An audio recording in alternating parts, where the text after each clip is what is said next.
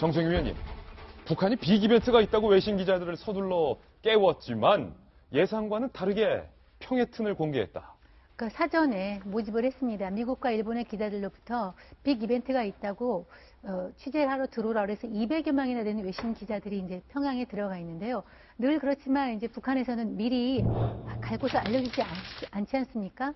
새벽 6시 20분부터 대바람부터 전화해서 오늘 보러 가자. 그래서 뭐 지금 전 세계가 주목하고 있는 것이 핵실험, 6차 핵실험 아니면은 ICBM 발사 아니겠습니까?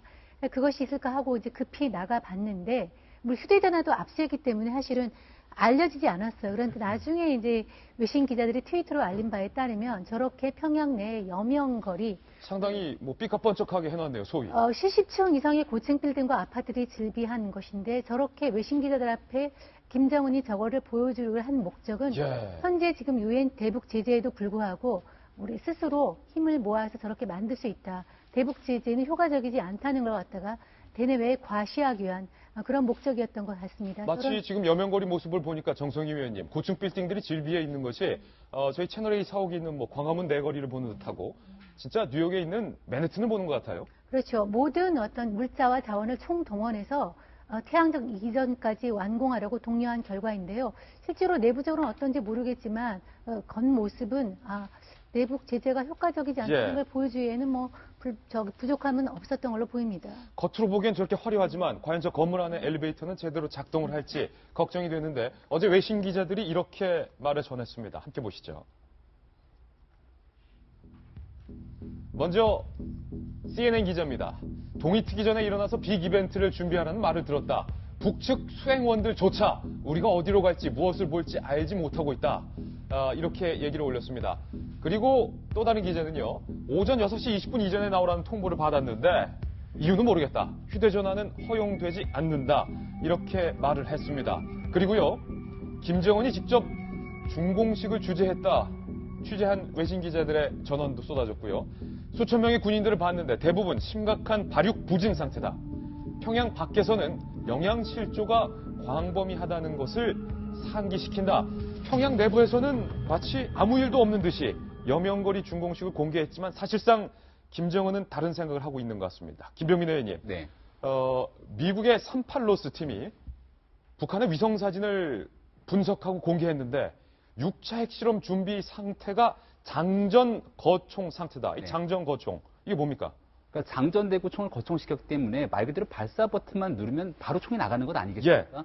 6차 핵실험에 대한 모든 준비가 완료가 됐고 김정은이 말 그대로 자 6차 핵실험 강행하시라고 얘기만 딱 강행하시라고 하는 순간 6차 핵실험이 일어날 수 있는 모든 만반의 준비가 끝났다는 겁니다. 이 미국에서 이제 북한에 대한 전문 매체이기 때문에 38로스가 한 열흘 전부터 계속해서 풍계리 핵실험장에서 6차 핵실험을 할 수 있는 조짐들이 보이기 시작한다라는 보도를 계속 해왔습니다. 그래서 이 핵실험장이 있는 바로 이 풍계리 지역에서 한 최근 10일 동안에 이러한 상황에 대한 모든 조건들이 완료가 된 것이 아니냐라고 보도를 하고 있는 거고요. 지금 김정은 입장에서는 굉장히 큰 고민이 될 겁니다. 그러니까 작년 이제 노동당 대회를 개최하면서 북한이 핵 보유국 지위를 가질 수 있도록 계속해서 핵실험을 강행할 뜻을 내비쳤는데 지금 이제 시진핑과 트럼프가 굉장히 정상회담을 통해서 북한을 압박하고 있는 상황이고 북한이 사실상 6차 핵실험을 강행하기 시작하는 순간 미국은 모든 조치를 다 취한다고 하고 있는 거고 과거와 다르게 시진핑도 북한을 좀 압박하는 모양새인 것 같아요. 어저께 트럼프가 트위터에 이례적으로 정상회담 간에 있었던 내용들을 이례적으로 공개를 했거든요. 그중에 한 가지가 뭐냐면은 북한에서 중국으로 석탄 열차가 오는 것들을 돌려보냈다는 겁니다. 그러니까 굉장히 중요한 측면이 두 가지인데 석탄 열차를 돌려보냈다. 북한 입장에서는 중국으로 석탄을 파는 게 굉장히 중요한 일이고요. 또 중국에서 북으로 들어가는 송유관을 차단하는 것. 이 두 가지가 대북 제재의 핵심 중에 핵심이거든요. 홍준표 후보도 그래서 송유관 차단하라고 했지 않습니까? 송유관 차단은 아니지만 북에서 중국으로 보내는 석탄 열차를 돌려보냈다는 거는 시진핑 입장에서도 북한에 대해서 핵실험 함부로 하지 말아라. 지금은 때가 아니다라고 얘기를 하고 있는 거거든요.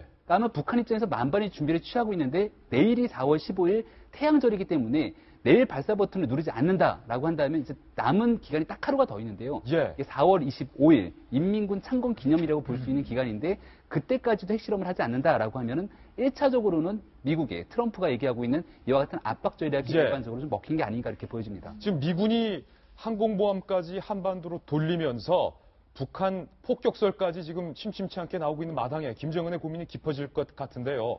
중국이 환구15를 통해서 북한에게 이런 메시지를 밝혔습니다. 함께 보시죠. 환구15는 잘 아시다시피 중국의 관영 매체입니다.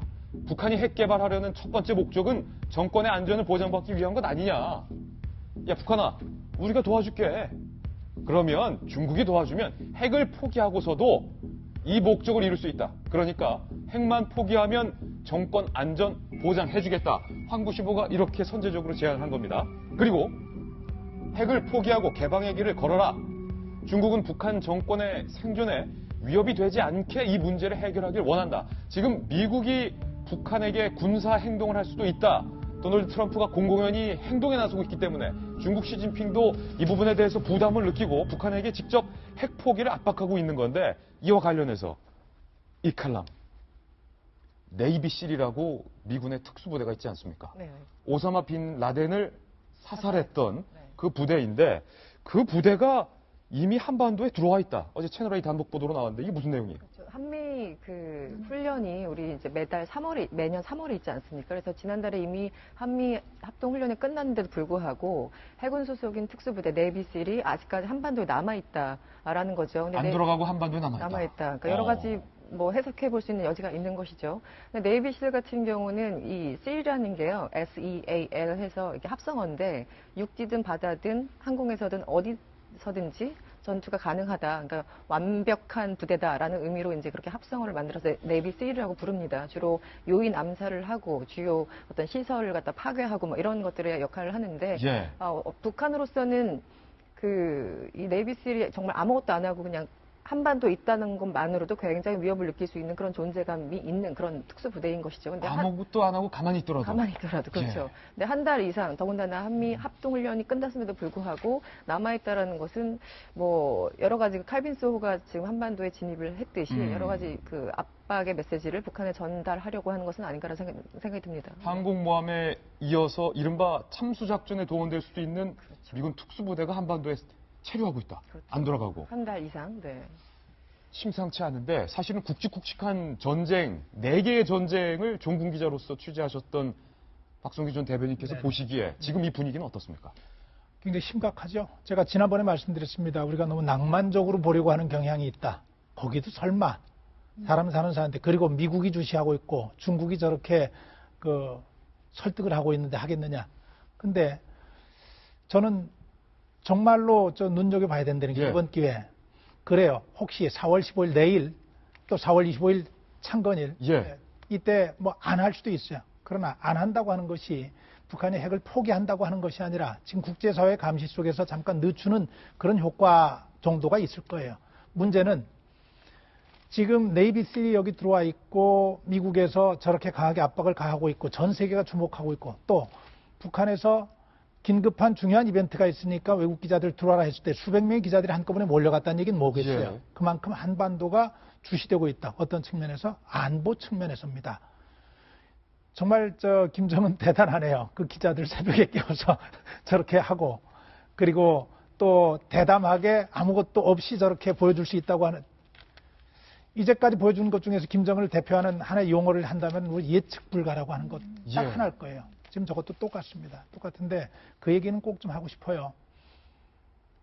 적어도 이번 기회에 한반도가 전 세계에서 가장 안보 상황이 취약하고 분쟁, 전쟁이 일어날 수 있는 가능성이 가장 높은 지역이라고 하는 것을 전 세계가 공통적으로 인식하고 있다는 거 하나. 예. 두 번째로 김정은이라고 하는 북한의 젊은 지도자는 누구도 예측할 수 없는 상태에서 정말로 엄청난 사고를 고민 없이 저지를 수 있다고 하는 인물이라고 하는 거 하나. 예. 두 가지를 확실히 인식을 하고, 제가 볼 때는 어제 저도 이제 토론회를 봤습니다만 대선 주자들 간에도 이런 안보 문제에 관해서는 좀 더 깊이 있게 정말 마지막까지 전쟁이 안 날 수 있도록 막는 것은 첫 번째, 두 번째, 전쟁이 일어난다고 하더라도 어떻게 내가 반드시 이겨내겠다고, 우리 국민의 안전을 보장하겠다고, 보호하겠다고 하는 이런 다짐 같은 것들이 이번 기회에 있어야 되겠다고 생각합니다. 예. 지금 도널드 트럼프는 6차 핵실험을 하기만 해봐라고 벼르고 있고, 중국은 제발 북한을 향해서 핵실험만은 하지 말아줘라고 말리고 있는 그런 상황에서 내일 김정은의 선택을 주목해 보겠습니다.